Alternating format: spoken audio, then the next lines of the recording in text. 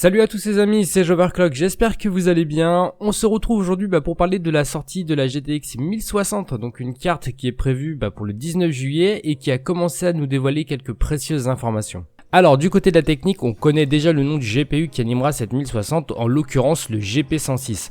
Alors ce n'est en fait qu'un demi-GP104, comme sur la précédente génération, on prend tout simplement le meilleur GPU de la gamme, donc la 1080, et on le divise en deux pour obtenir un modèle milieu de gamme, mais avec pour principale différence cette fois un bus qui sera un petit peu plus grand de 192 bits. Alors ce qu'on sait aussi, c'est qu'on disposera de 1280 CUDA, donc avec une fréquence de 1709 MHz et entouré de 6 Go de RAM en GDDR5. Alors cette première carte Pascal destinée au milieu de gamme devrait avoir des perfs proches d'une GTX 980, notamment grâce à des fréquences supérieures, c'est en tout cas ce qui était annoncé par Nvidia.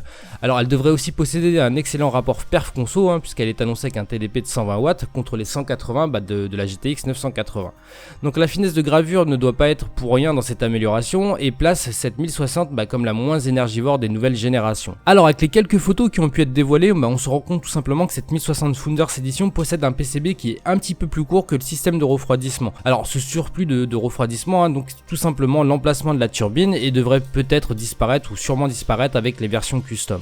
L'annonce qui a le plus fait grincer des dents est surtout venue de l'absence de connecteur SLI, donc en effet cette 1060 ne pourra pas disposer de cette technologie.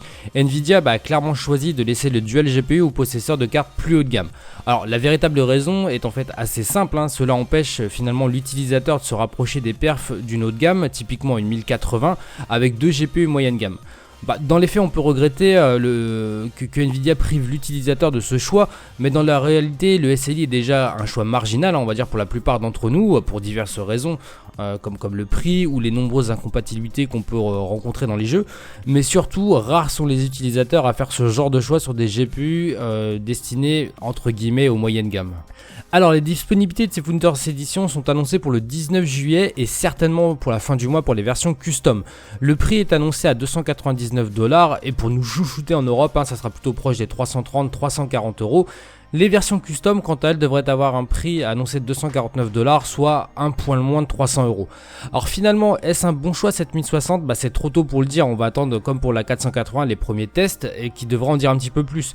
Mais trouver une équivalence à la 980 en dessous potentiellement des 300 € ne peut être qu'une bonne chose et va malheureusement, si encore une fois les benches vont dans ce sens, définitivement faire passer la 480 pour une carte fantôme réservée hypothétiquement on va dire à un simple Crossfire.